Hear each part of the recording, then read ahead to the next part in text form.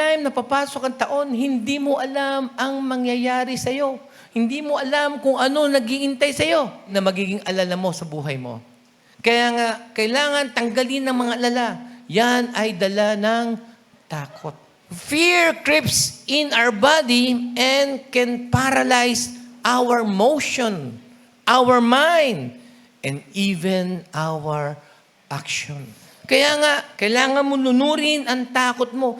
Ang lahat ng kabiguan, lahat ng mga bagay na iniisip mo, kailangan mong lunurin. Kasi ang taong 2024 ay taon ng pagsasubdue ng ating takot. Sapagkat hindi tayo binigyan ng Diyos ng espiritu ng takot o kaduwagan, kundi espiritu ng kapangyarihan,